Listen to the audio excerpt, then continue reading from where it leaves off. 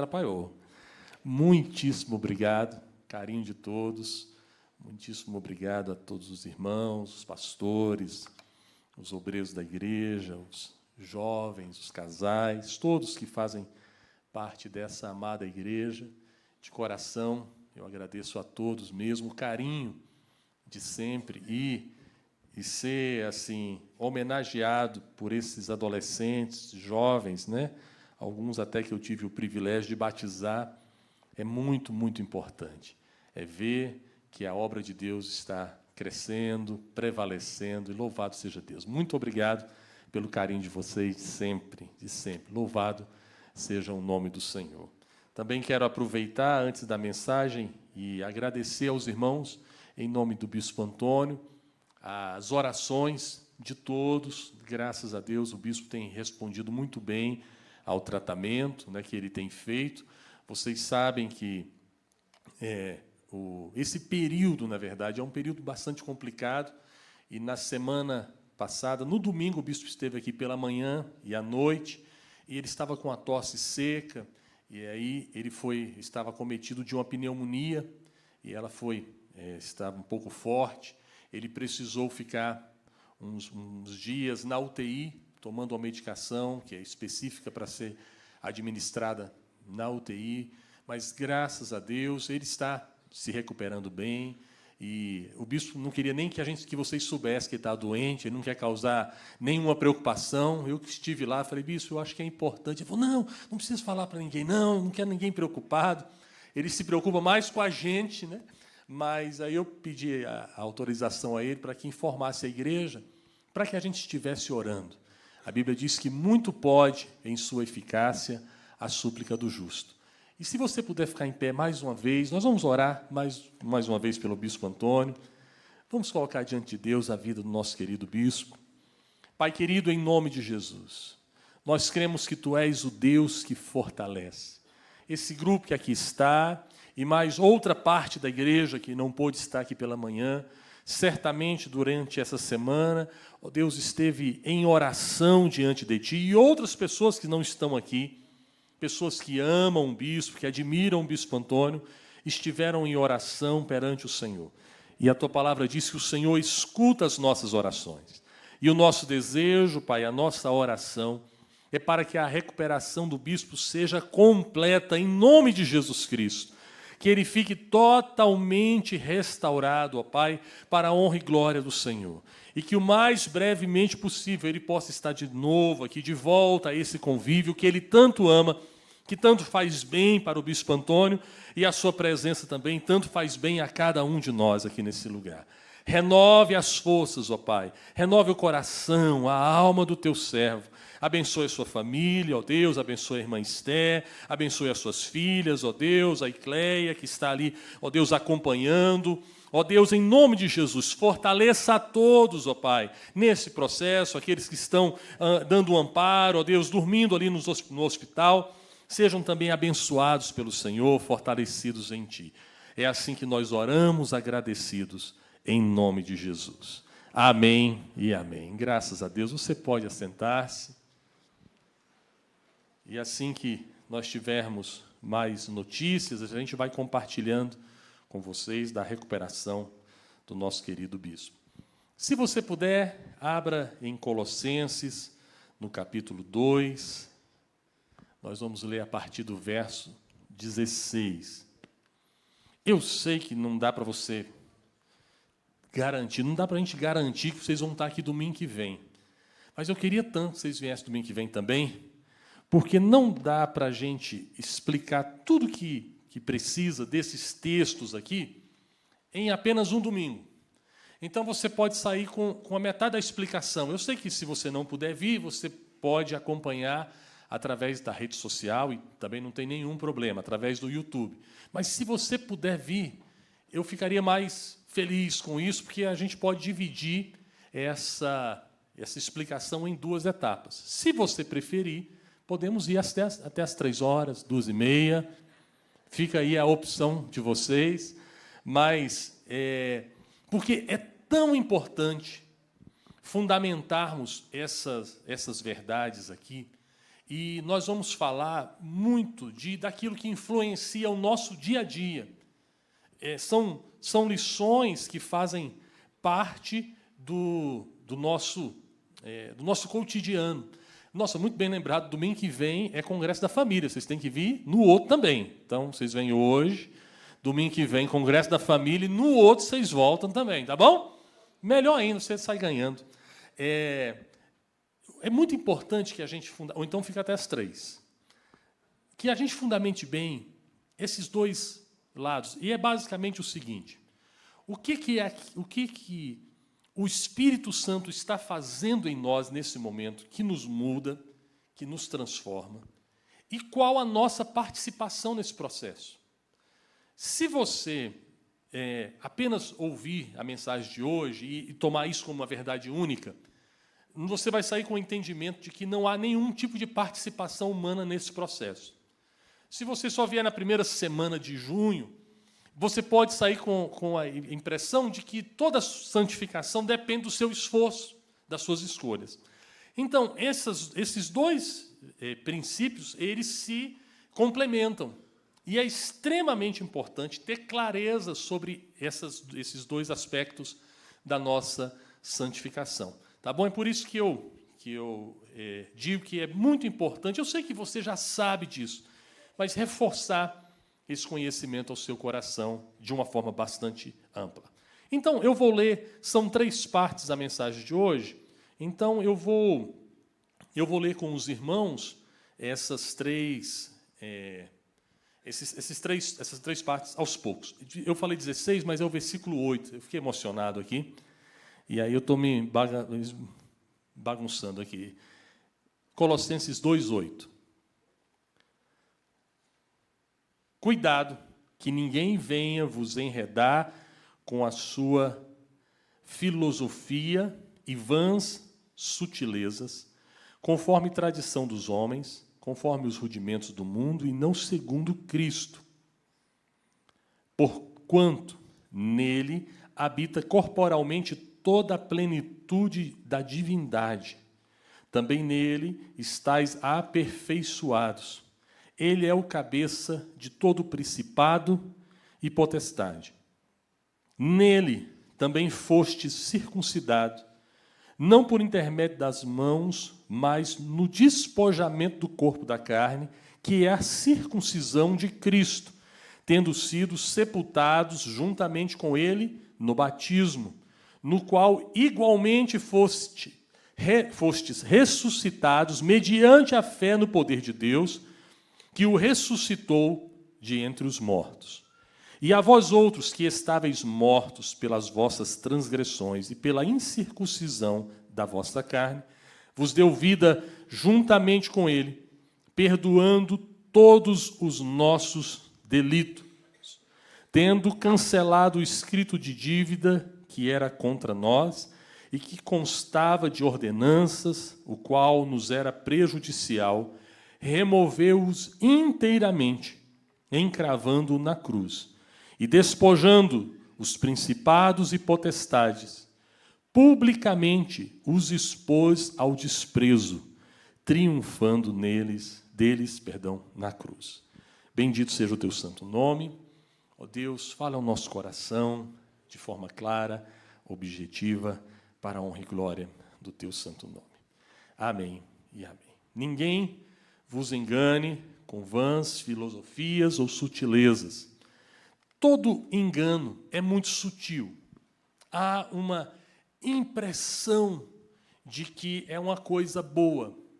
Você sempre vai ter aquela ideia de que aquilo é uma boa coisa, mas no fundo, não é. E atinge diretamente aquela pessoa que seria o beneficiado por aquela sutileza, aquela vã doutrina. Vou falar de uma experiência pessoal.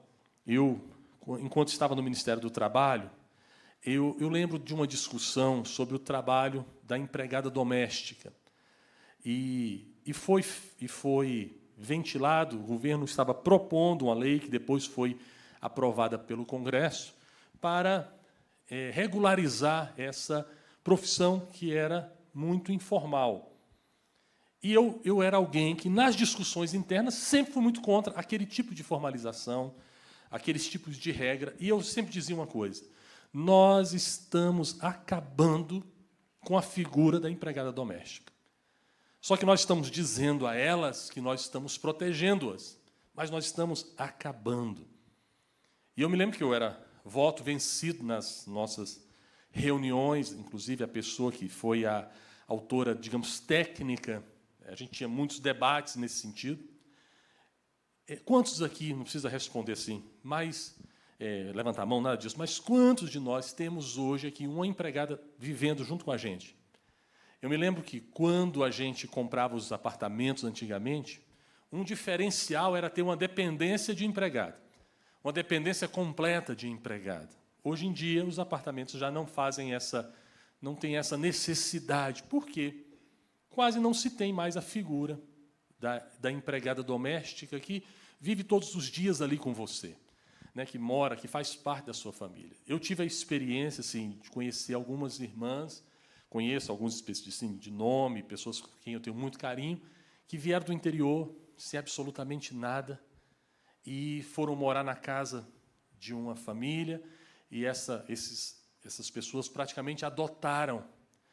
Uma dessas pessoas a quem eu me refiro aqui, ela entrou no testamento de uma dessas pessoas, e hoje eles já faleceram, e ela vive muito bem.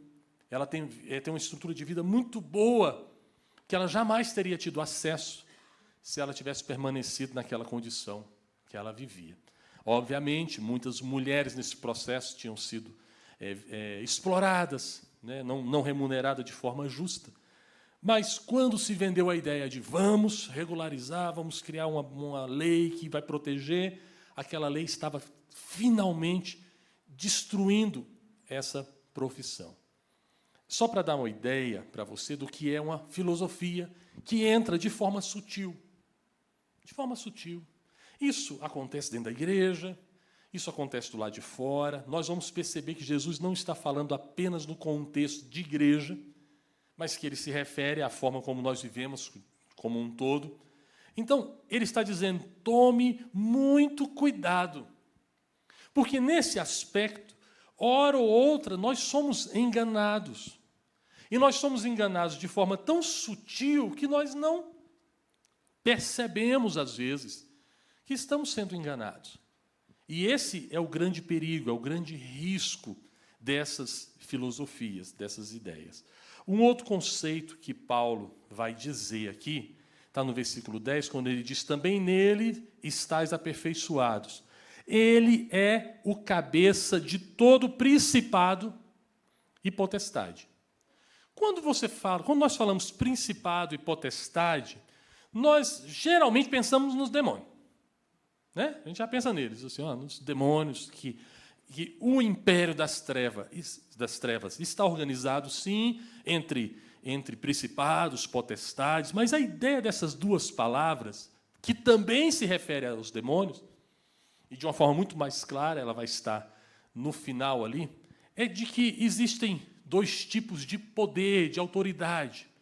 Um é o poder constituído, é aquele que é claro, que é objetivo.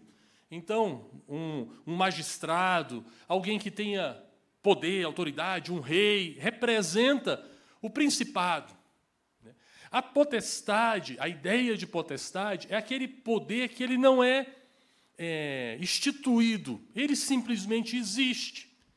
É o poder da manipulação, é algum tipo de poder que a pessoa exerce sem que haja uma estrutura por trás dele. A popularidade, por exemplo, é um poder muito forte, muito grande. Vocês acompanharam semana passada, né, que o Neymar foi convocado para a Copa. As pessoas que fazem a convocação não queriam convocá-lo, por vários motivos. Eles não queriam convocá-lo. Mas a pressão popular é tão grande que é praticamente impossível você ter uma Copa no Brasil hoje sem a presença do Neymar. Não estou falando se ele joga bem, se está jogando mal, se ele está numa fase boa, se ele está numa fase ruim, não importa. Tanto é que há muito tempo a gente não via, eu não estava nem sabendo que estava tendo a convocação, para ser bem sincero. Mas depois eu fui acompanhar na internet, o envolvimento das pessoas com essa convocação. Gente celebrando, chorando, rindo, alegrando, porque o Neymar foi convocado. É um poder que não está instituído, ele não tem nenhum tipo de autoridade legal, mas é um poder muito forte. Então, quando Paulo fala de principados e potestades, fala desses dois tipos de poder. E nesse texto ele está dizendo, Jesus está acima de tudo isso. É uma primeira verdade. Jesus está acima de tudo isso. E como é que Jesus ficou acima de tudo isso? Ele vai dizer aqui, Jesus, ao morrer na cruz do Calvário, ele rasgou o escrito de dívida que estava contra nós. Olha o versículo 14. Tendo cancelado o escrito de dívida que era contra nós e que constava de ordenanças, o qual nos era prejudicial, removeu inteiramente, encravando na cruz. Você pode falar um glória a Deus? Merece um glória a Deus. Porque é como se fosse, a gente também não usa muito isso, a gente usa outras formas, mas a nota promissória, antigamente, ou um cheque calção que você, às vezes, dava. Então, você não tinha o dinheiro, naquele momento, para pagar tudo, e aí você assumiu um compromisso. Olha, eu vou pagar de forma parcelada, mas eu vou assinar aqui uma nota promissória, ou vou assinar aqui um cheque calção. Ao final do pagamento, você me devolve esse cheque, porque aquele cheque referia-se ao valor total, e às vezes até um valor muito maior do que o valor do bem. Mais ou menos essa a ideia. Então você vai pagando aquelas parcelas e querendo que chegar no final para pegar aquele cheque calção, pegar aquela nota promissória. Por quê? Aquela nota promissória ou aquele cheque calção, uma vez apresentado no banco ou no cartório, tinha o poder de destruir a sua vida financeira. Totalmente. Você ficava na mão do seu credor até que você cumprisse toda essa dívida, pagasse todas as coisas. Hoje em dia existem outros mecanismos, né? A sua pontuação no Serasa, essas coisas todas, que você vai honrando seus compromissos, mas existe uma possibilidade de você ser destruído economicamente, financeiramente, de uma certa forma. Bem, imagina que esse cheque calção, essa promissória estava nas mãos do nosso inimigo, porque nós pecamos, e por causa dos nossos pecados nós éramos reféns disso, e a sentença principal era morte. Estávamos condenados à morte.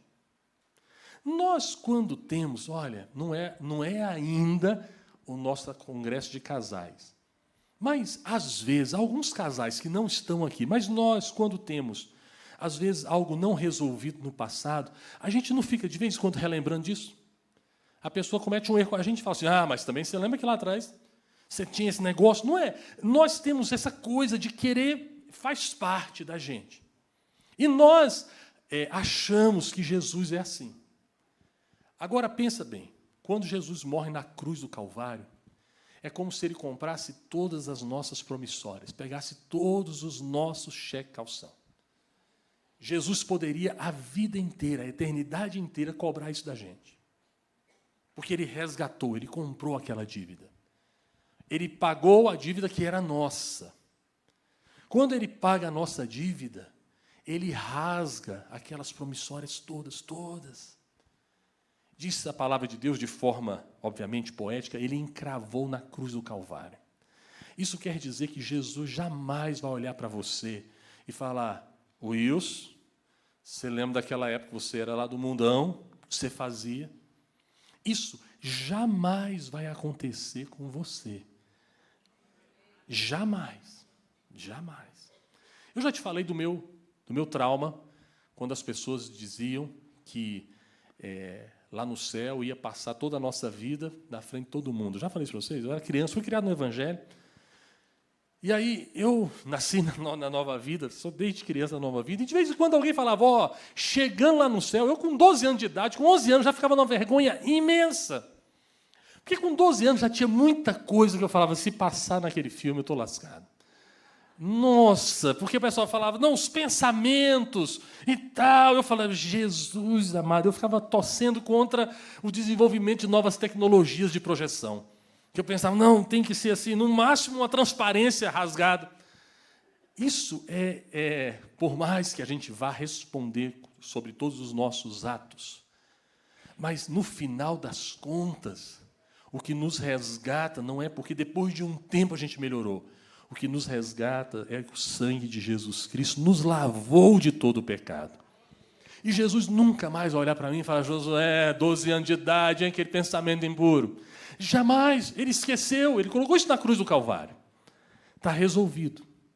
E isso fala muito mais a respeito de quem é Jesus do que de nós mesmos. Porque fala de um Deus que diz, olha, porque toda a briga, aquela coisa, quando você tem uma dívida, eu me lembro de uma pessoa que tinha uma dívida alta, né, com outro. Eu não vou pôr detalhes, não é aqui de Brasília, é lá de Goiânia. E ele tinha feito essa coisa, a pessoa assumiu algumas prestações e deu um cheque a ele. A pessoa não honrou com as prestações, era da mesma igreja, isso é muito ruim quando você faz negócios assim. Não honrou as prestações e aquele irmão acabou se distanciando da igreja. O irmão detentou, o credor. Ele acabou se distanciando da igreja por causa daquele negócio mal feito, não tendo sido pago. Bem, passou algum tempo, um dia ele me procurou, ele falou, Josué, está aqui esse cheque. Rasga esse trem. Esse negócio está me fazendo mal demais. Eu prefiro ter o prejuízo desse negócio do que eu abrir mão dessa comunhão, de estar aqui com os irmãos. Então, eu queria que você falasse com a pessoa que ela está perdoada, que está tudo certo, porque já não tinha mais nenhum tipo de relacionamento. Então, para você pensar, imagina que geralmente não é assim que a gente age. Jesus fez exatamente isso, para que a gente pudesse ter acesso a toda a graça. Todo o nosso escrito de dívida precisava ser anulado, cancelado, e foi isso que ele fez na cruz do Calvário. Então, a todos nós que entregamos as nossas vidas a Jesus, que passamos por esse processo, que ele vai falar aqui sobre circuncisão de forma alegórica, mas é representado pelo batismo, né? O batismo, todos nós aqui que passamos pelo batismo, fomos batizados, sinalizando a nossa morte com Cristo e a nossa ressurreição com Ele, já está resolvido o nosso problema. Isso quer dizer que você e eu já não morremos eternamente. Nós passamos da morte para a vida. Deus nos deu em Cristo Jesus a vida eterna. Amém? Ufa, pronto, aí estamos aliviados. Beleza, era o que a gente precisava. Isso aí, obviamente, todos nós sabemos. Eu queria ler a partir do verso 16 agora, porque existem dois perigos, e agora vai falar especificamente sobre o perigo da religião, da religiosidade. Ele falou de vãs filosofias, e agora ele vai dizer, ninguém, pois, vos julgue por causa da comida e bebida, ou dia de festas, ou lua nova, ou sábados, porque tudo isso tem sido sombra das coisas que haviam de vir, porém o corpo é de Cristo. Ninguém se faça árbitro contra vós outros, pretextando humildade e culto dos anjos, baseando-se em visão, enfatuado, sem motivo algum, na sua mente carnal, e não retendo a cabeça, da qual todo o corpo, suprido e bem vinculado por suas juntas e ligamentos, cresce o crescimento que procede de Deus. Ninguém, pois, vos julgue por causa... E aí ele fala, ninguém faça árbitro contra vós outros. Ele está dizendo, no primeiro momento, que existe o risco das vãs filosofias. Agora, existe o risco das falsas religiões. Porque parece que é uma coisa boa, mas é uma coisa ruim. E aí ele está dizendo, você pode ser julgado pela questão de bebida, comida, festas, dias. Ah, mas você não guarda determinado dia. Você está errado. Naquela época, na época que Paulo escreve isso aos Colossenses, existia uma pressão muito grande sobre os cristãos para que eles vivessem as festas judaicas. eles novamente seguissem todos aqueles rituais, excetuando os rituais de sacrifício, mas que eles deveriam guardar o sábado, que eles deveriam cumprir aquelas festas, né, as Pentecostes, essas festas de colheita, tudo isso. E existia uma certa pressão. E Paulo está dizendo, olha, vocês foram livres em Cristo Jesus, cuidado com isso. Porque as pessoas começavam a se medir pela quantidade de imposições e regras religiosas que elas cumpriam. Então eu olhava para o Alexandre e falava, Alexandre, te vi sábado jogando bola. Caramba, você não está guardando o sábado, eu sou melhor. E eu começava a julgar e até condenar o Alexandre por isso. No tempo moderno não é bem assim, mas é mais ou menos assim. Mais ou menos. Existem um bocado de coisas que a religião colocou e que entra de forma sutil. E a gente acaba achando que é verdade. E julgamos uns aos outros. Vou falar de coisas simples e você traduz isso para coisas maiores. Tem gente que se vê uma árvore de Natal na casa do crente, ele pensa que o cara é um satanista. Nossa, você tem árvore de Natal? Você sabia que essas bolinhas são cabeça de criança? Eu falo, meu Deus, eu não sabia, eu comprei ali na feira dos importados, mais barato, não sabia que cabeça de criança é tão barato. Mas porque algum tipo de gente imagina que estudou, leu em algum lugar, e geralmente essas fontes são muito questionáveis, mas a internet é vídeo A, né? Eu vi aquilo lá, meu irmão, eu coloquei uma árvore de Natal na minha casa, a maldição entrou, os meninos adoeceram. Ai, o dia que eu queimei aquelas bolinhas, aqueles negócios, aqueles pisca-pisca, tudo melhorou na minha vida. Muito cuidado com isso. Você pode não gostar. Tudo bem. Não tem. Se você não quiser, não tenha. Mas cuidado para você não julgar alguém que entendeu que aquilo e nada é a mesma coisa. Pode ser um detalhe, mas tem muita gente julgando outros por causa desse detalhe, que foi imposto por uma falsa religião. E outros princípios vão entrando. A maldição hereditária. Essas coisas que a Bíblia não fala, mas alguém já falou, alguém colocou, e você fica com medo disso. Né? Então, há queridos irmãos que julgam até o estado de saúde uns dos outros pela questão da maldição. Meu irmão, você já quebrou as maldições porque seu pai tinha problema de coração. Seu avô tinha problema de coração. Isso aí deve ser uma maldição. Não, irmão, é DNA. É o Diná, que não dá. Nós temos um negócio aqui no irmão Diná. Nós precisamos tratar esse negócio. Não é uma questão, porque faz sentido. A explicação, ela faz um certo sentido. Mas se ela não vier de Cristo Jesus, da Bíblia Sagrada, se Cristo não for o centro dessa explicação, ela não vai fazer nenhum sentido para nós.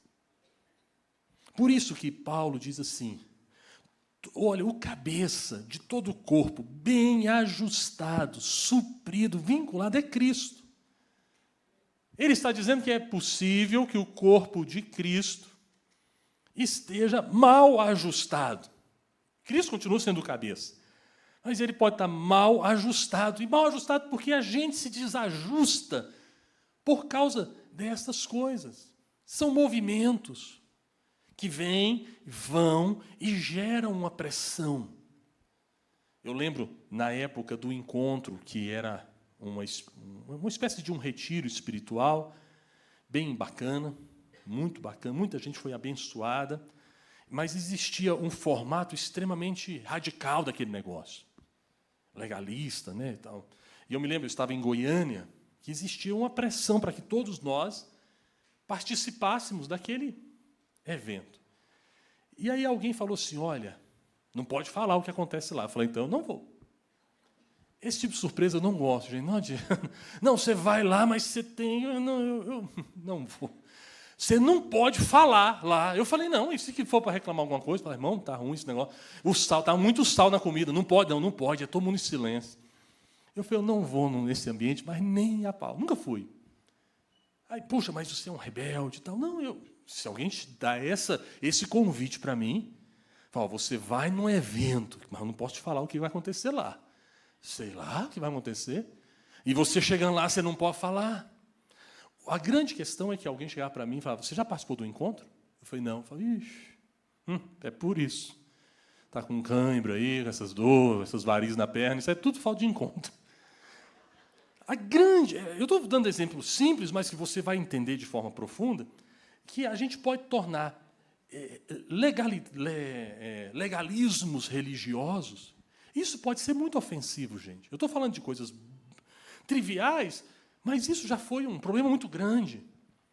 Você já poderia ou não entrar em uma igreja baseado no tamanho da sua saia. Você poderia ou não participar da ceia baseado ou não no tamanho do seu cabelo. Se você fazia ou não algum tipo de tratamento, alisava, colocava bob, né? O pessoal usa muito hoje em dia, né? Usava bobs, as irmãzinhas, era o batom. Isso já foi um motivo para você entrar ou não numa igreja evangélica.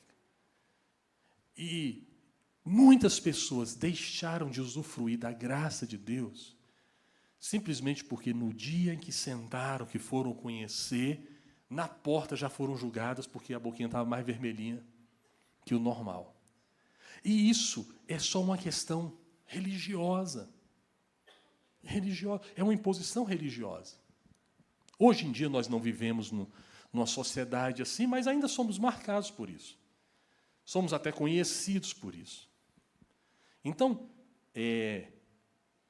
temos que tomar cuidado. Se num primeiro momento as questões eram sutis, a religiosidade ela se impõe de forma dura, difícil, mas a religiosidade ela é marcada por algo especial, assim, a hipocrisia. Porque a pessoa que está impondo, ou o grupo que está impondo, por vezes não consegue viver dentro daqueles padrões estabelecidos. Mas entre o grupo existe uma tolerância. Tolerância que não pode ser permitida para o grupo.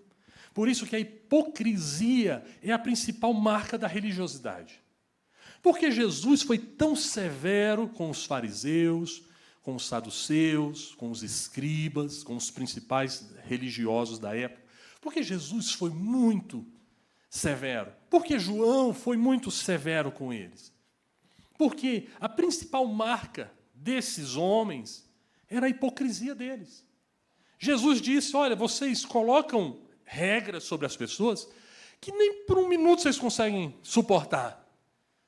Mas vocês exigem dos outros que eles vivam assim. Essa é a principal marca de uma religiosidade falsa. A hipocrisia. São regras que vão sendo criadas. E você já guardou esse dia, guardou aquele. A gente transforma até coisas maravilhosas. A ceia do Senhor, por exemplo. Certa feita, uma pessoa chegou para mim e disse, a Helena continua doente, porque a Helena tem epilepsia de difícil controle, porque você não faz a ceia do Senhor todo dia na sua casa. Você tinha que fazer e foi mostrando alguns livros e tal. A ceia do Senhor não é para isso, gente. Não é um remédio que você toma. Nunca foi. Na cruz do Calvário, o problema resolvido não foi o pâncreas, o fígado. O problema resolvido foi a morte eterna.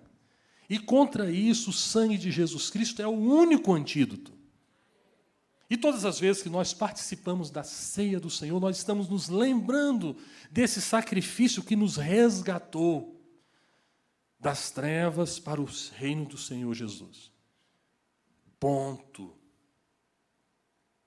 Nesse reino, mesmo que eu esteja doente, não importa a quantidade de suco de uva que eu vá tomar. ou vinho, ou pão aso, pão sem fermento, não importa, não é isso. Não foi feito para isso. Mas, obviamente, você não está nesse ambiente. Você imagina, num ambiente em que essa é a regra, para você passar por um procedimento médico, você precisa fazer isso aqui, ó, caladinho. Senão vão te entupir de suco de uva, de ceia. Você está tomando errado. Você não está fazendo as coisas certas. E aí você começa a se tornar um hipócrita. Aqui você está tudo certinho, mas chega, você tem que disfarçar, fazer de conta. Isso é tão nocivo que Paulo está dizendo: ninguém, pois, julgue vocês por estas questões.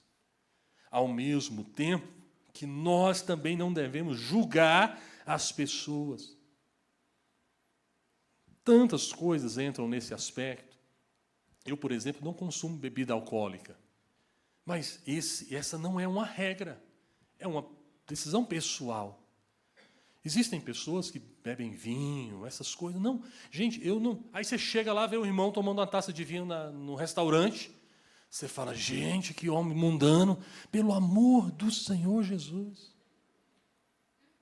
Pelo amor do Senhor Jesus, qual é o problema nisso?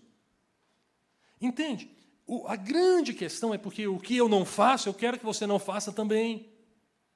Ah, mas eu não gosto de jogar bola. Graças a Deus para o futebol que eu não jogo bola.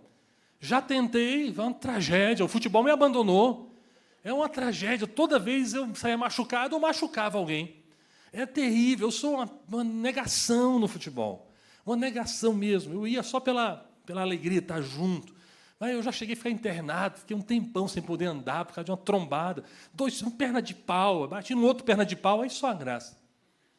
Então, mas eu não posso dizer: olha, você não pode jogar futebol. Pelo amor do Senhor Jesus. Estas coisas, estas regras que nós cuidamos, criamos, elas podem fazer algum sentido, mas elas são condenadas pelo nosso Senhor Jesus. Amém? Vamos passar para o terceiro tópico aqui. Estou fazendo um resumão, o Espírito Santo está traduzindo no seu coração, e eu sei que você já está me entendendo.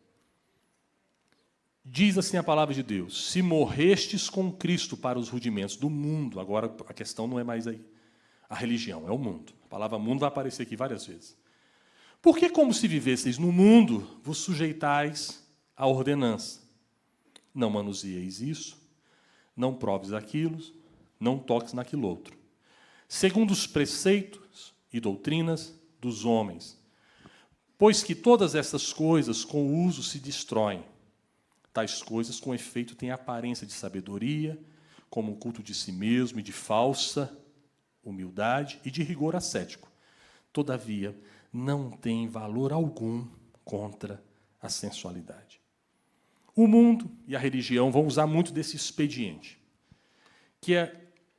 porque é interessante que a gente acha que as coisas do mundo vêm para nós como sugestão. Não.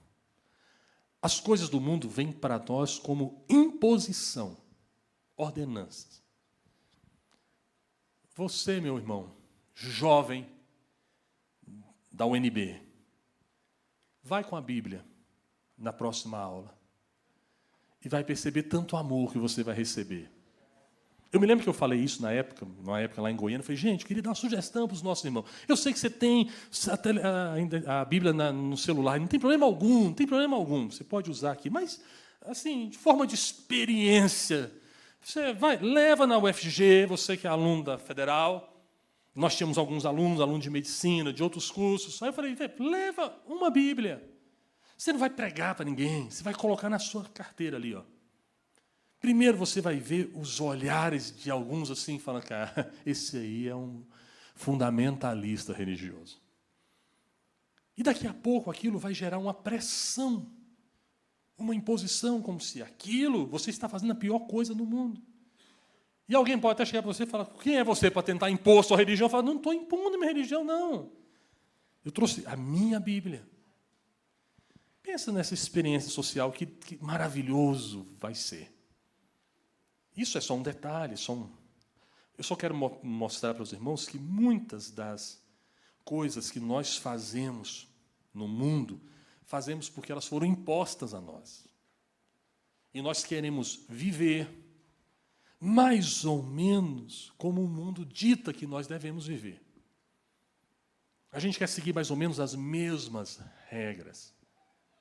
E se você não segue, você paga muito pesado, muito caro por essas coisas. Esses preceitos também são expedientes usados pela religião. Alguém um dia me perguntou assim: Josué, por que você não prega sobre costume? É muito difícil ver você pregando sobre costume. Assim, você deve fazer isso, deve fazer aquilo. Um dos motivos é este texto. Porque o texto diz que estas coisas parecem sabedoria, parecem um culto, parece humanidade, mas não tem valor algum contra a sensualidade. E eu fico pensando, eu tenho às vezes 1 hora com vocês aqui. Por que eu vou gastar 1 hora em coisas que a Bíblia diz que não tem valor? Dizer para você, não pode fazer isso, não pode fazer aquilo, pode fazer isso, não pode fazer aquilo, que tipo de filme você pode assistir, que tipo de filme você não pode assistir, quanto tempo você pode ficar na internet, quanto tempo. Isso não adianta nada. Parece muito bacana. Eu costumo dizer que os pastores jovens, geralmente as mensagens deles são muito duras.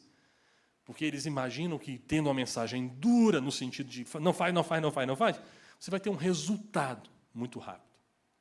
Eu acho que as mensagens têm que ser duras, mas no sentido de nos levar a uma convicção real, a um compromisso real. Amém? A mensagem precisa ser dura, porque a palavra de Deus é dura, mas não no sentido de impor as minhas ou as regras que eu acho que são as melhores. Nem mesmo tirando essas regras da palavra de Deus, colocando elas para que as pessoas vivam estas regras a partir do esforço próprio. Não vão conseguir. Vou dar um exemplo pessoal. Eu sou diabético. E aí, eu já tenho alguns anos, eu primeiro comecei como pré-diabético. Eu acho que todo mundo é assim, o tipo 2 é sempre assim, né? Começa como pré-diabético, depois você vira diabético. Eu virei diabético. E um peso imenso, uma culpa imensa. Porque com 18 anos eu tomava 2 latas de leite condensado, uma atrás da outra. E minha glicose sempre baixa. Eu fazia exame pré-admissional, eu fazia check-up, minha glicose dava 70, 80 de manhã. E eu tinha tomado na noite anterior 2 latas de leite condensado, e ainda olhando para a terceira para tirar o gosto. E não é mentira, não estou exagerando. Tomava 2 latas de leite condensado mosto, daquela época, bom demais. E quando coloca na panela de pressão, que vira aquele doce, nossa, dava 3. E eu pensava, caramba, e obviamente isso deve ter feito muito mal para mim, tá? Isso fez muito mal. Não estou dizendo que está certo, não, pelo amor do Senhor. É muito açúcar, é açúcar demais. É um exagero. E eu pensava, caramba, se eu tivesse diminuído, possivelmente. Eu levei meu corpo a uma pressão que ele não precisava tomar. Então, o culpado, quem é o culpado? Levanta a mão. Pode falar, eu. Eu sou culpado desse negócio. Aí, eu falo, a partir de agora, eu vou resolver esse problema. Nunca mais eu coloco uma gota de doce na boca. Porque eu sei que eu sou culpado. Eu sei que está errado. Tá bom? Eu sei que estou errado. E eu digo, nunca mais eu vou colocar uma gota. Pergunta se eu consigo. Eu não tomo mais 1 lata de leite condensado, pelo amor de Deus. Mas, de vez em quando... Meu problema não é o sal. Eu já falei para os irmãos, me oferece 10 quilos de piqui, que vai ser uma benção rejeitar isso aí. Mas coloca um docinho que eu... E eu não gosto de chocolate. Meu negócio é mais doce de verdade, assim, doce de goiaba, banana, essas coisas. Doce de leite. Então, eventualmente, eu vou estar sempre. E mesmo quando eu procuro buscar o equilíbrio, eventualmente eu estou fora desse equilíbrio. E isso tem implicações diretas na minha saúde. Então, ao ponto de eu chegar no momento em que a minha glicose ficou descontrolada. Ficou um absurdo. Na faixa dos 40, já com a glicose de quem está morrendo. Para quem entende melhor dessas coisas, minha hemoglobina glicada era de 12. E aí, aquela coisa terrível, até que um médico chegou e falou, não, José, eu preciso cuidar de você, você tem que tomar uma medicação. E desde então, eu tomo essa medicação, minha glicose é controlada. Obviamente, não estou dando recomendação de tratamento para ninguém. Procurei um endocrinologista. E ele falou, toma essa medicação. Desde então, eu preciso reduzir a quantidade de doce, claro. Mas eu já não sofro aqueles efeitos tão graves da doença. Quando eu faço meus exames, minha glicose está mais ou menos dentro daquilo que é o aceitável, acertado. Inclusive, eu sempre tenho que fazer, a cada 2 anos, o exame da ANAC, e eu ficava sempre muito preocupado, porque chegar lá, a glicose estiver descontrolada, você não pode, não passa no exame. Eu ficava preocupado com isso. Eu era o paciente cuidadoso de 2 em 2 anos, sabe? Cada 2 anos, 6 meses antes, estava ali malhando. Eu não preciso mais me preocupar com isso. Eu estou bem, assim, estou bem, tranquilo. Eu sou dependente desse remédio, né, por causa da minha condição. É claro que também é uma condição genética. Minha mãe é diabética, possivelmente meus avós eram diabéticos, nós temos também uma predisposição genética para isso. Então, aí nós temos essa... Eu não posso dizer para você que eu sou um vitorioso da diabética, porque eu não como mais doce como eu comia antigamente. Porque eu estaria sendo mentiroso para você. Se você chegar hoje aqui com um doce de coisa, eu vou olhar assim e falar, não, obrigado, hoje não. Obrigado, hoje não, agradeço. Eu não consigo nem olhar para uma lata de leite condensado e desejar comer aquele negócio. Não consigo. Não mesmo, de jeito nenhum. Mas não é porque eu sou bom demais. É porque tem um tratamento, eu estou debaixo de um tratamento médico. Me esqueça agora e pense em você. Você não é diabético, graças a Deus. Mas você tem um problemão com o pecado. Um problemaço, como eu também. Pensamentos impuros. Cada um tem o seu aqui, tem a sua diabetes diferente. Uns é doce, outro é salgado. Um é isso, outro é aquilo. Um é não comer nada, também é uma diabetes para ele, é um problema, ele se orgulha disso, avareza, prepotência, arrogância. Todos nós aqui temos os nossos, gente. Cada um tem o seu. Todos nós aqui estamos doentes. Sem dúvidas, existe um problema dentro de nós, uma crise dentro de nós. E aí a primeira solução proposta por alguns é: você precisa parar de fazer isso, parar de fazer aquilo, parar de fazer isso, parar de fazer aquilo. E aí você começa tentando parar de fazer isso, tentando parar de fazer aquilo, tentando parar de fazer aquilo outro, tentando parar de fazer aquilo. E o que é que você descobre depois de um tempo? Que você simplesmente não consegue. Você começa a parar de admitir. Porque você não consegue.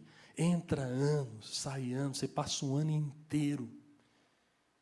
Eu já fiquei um tempão sem comer doce, eu fiz jejum de abolido doce da minha vida, mas toda vez que eu passava, eu olhava o leite condensado. Ô tentação, não queria nem entrar no mercado. Mas hoje eu faço compra, gente, eu passo pelo mercado aqui, está ali o leite condensado, opa, está caro.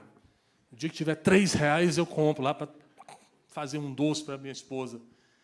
Não, pensa no pecado. Passa 5 anos, você está lutando, você tem uma recaída de 5 anos depois.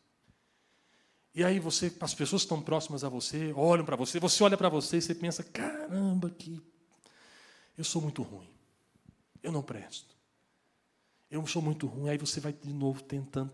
Deixa eu te dar uma notícia ruim, mas extremamente libertadora. Você não vai conseguir. Tudo isso pode parecer muito bonito, tem aparência de sabedoria, como culto de si mesmo. Por que como culto de si mesmo? Porque é como se eu dissesse para você que eu sou um cara antidoce. Como se isso fosse uma coisa minha. Dos efeitos dessa medicação foi que eu perdi peso. E aí alguém fala, caramba, malhando, né? Poxa, dá uma vontade de falar assim, nossa, estou aqui. Eu sou um péssimo malhador de academia. Eu sou bom para academia, porque eu pago 6 meses para ter desconto. E aí eu começo ali andando na esteira. Aí começa aquelas coisas, né? Fala, gente, eu vim de carro para andar a pé. Não faz muito sentido. Devia ter vindo a pé. Não precisa nem ter vindo a pé. Andava 2 quilômetros a pé na frente de casa, já estava resolvido. Essas coisas, aí vou, aquele ambiente. Aí eu vou fazer um negócio ali, está suado. Alguém entrou lá, suou, e eu suo muito também. Aí eu olho aquele negócio, o cheiro daquele negócio me faz um mal. Mas tem gente que gosta, que acha aquilo maravilhoso e consegue.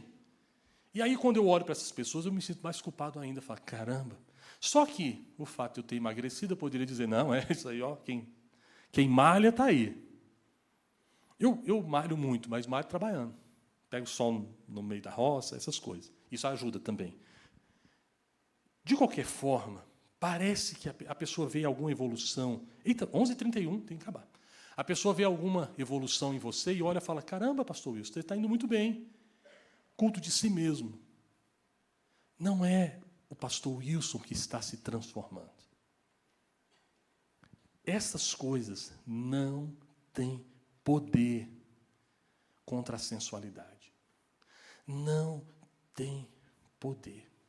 Aí, por isso que eu falei, você precisa vir na primeira semana também. Você precisa vir no domingo que vem e precisa vir na primeira semana. Por quê? Senão você vai pensar que você está enrolado. Mas existe uma solução, só que não dá para eu falar agora, entendeu? Você vê, percebe como é que está complicado do meu lado? Que existe uma solução para esse problema, e não está em mim. Vai ser o seguinte, alguém vai olhar para você e falar assim, ó, você está curado, que bem, você fala, é por causa do sangue de Jesus. Mas existe um processo nesse sentido. Esse processo precisa ser obedecido. E aí é a sua participação nessa cura. Existe uma contrapartida sua. Existe um passo. Só que esse passo não torna você melhor. Não é você. Pelo amor de Deus, ninguém melhora porque tomou a decisão de melhorar. Todos nós só melhoramos por causa do Senhor Jesus. Só conseguimos resolver os nossos problemas por causa de Jesus. Mas existem passos que nós precisamos dar. E eu sinto muito em terminar a mensagem assim, mas não tinha outro jeito. A gente não tem culto de 5 horas, como em alguns países na África. Então, eu conto com a sua presença aqui. Se você não puder, acompanhe através do YouTube, vai estar gravado. Vamos ficar em pé?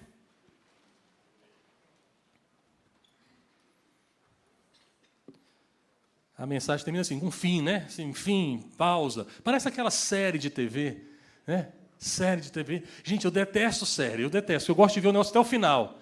Eu só assisto série se ela já tiver acabado, eu tenho certeza que tem final. Porque eu fico numa curiosidade, aí eu fico sem dormir direito, porque quero assistir aquele negócio todo, então tomei uma decisão de não acompanhar nenhuma série. Então vai ser igual série, termina assim, ó. As novelas de antigamente, né? Termina, você fica, o que vai acontecer? Cenas dos próximos capítulos. Feche os seus olhos por um instante. Senhor, estamos todos nós aqui reunidos. Cada um de nós temos as nossas próprias lutas.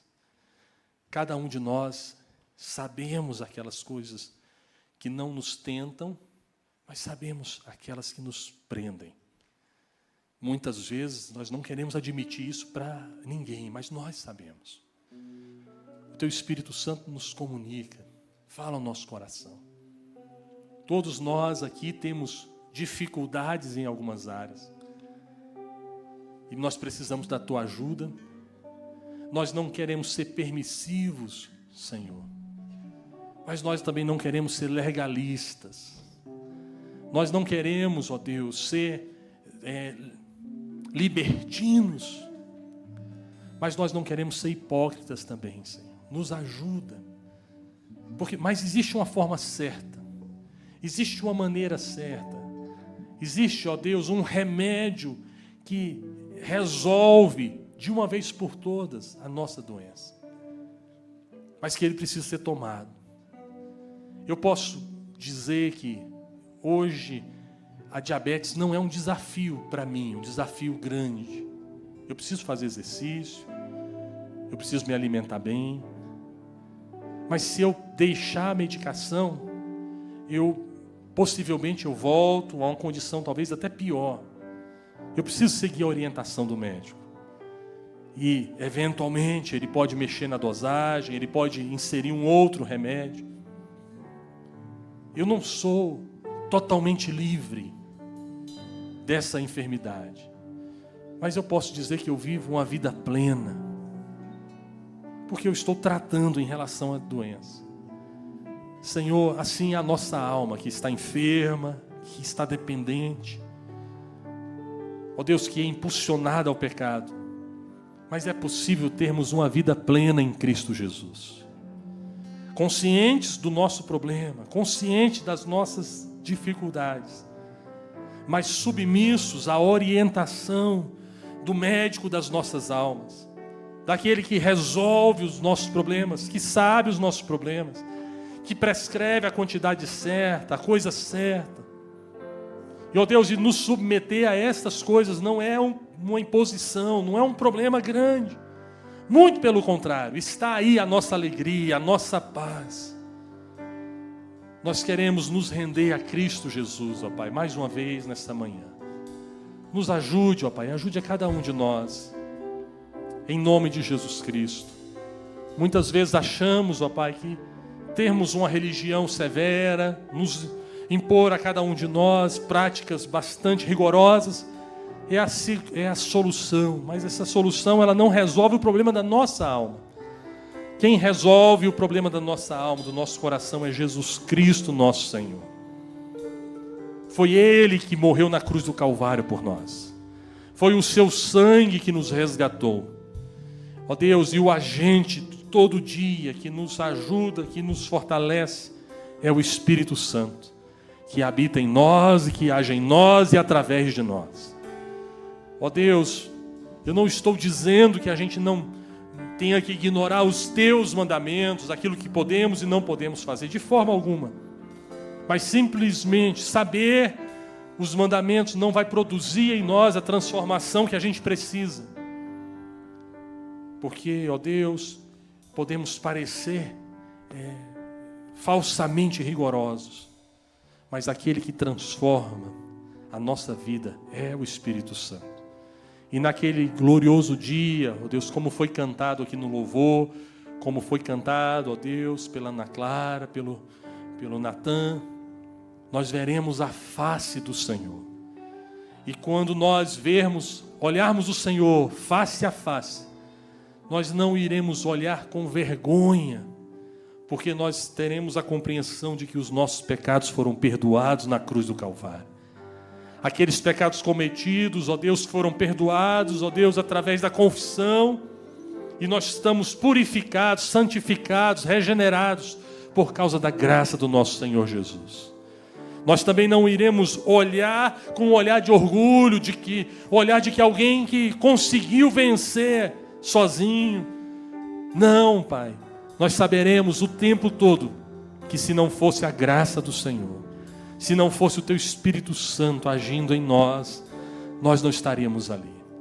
É a Tua graça que nos sustenta. Bendito seja o Teu santo nome, para todos sempre. Amém.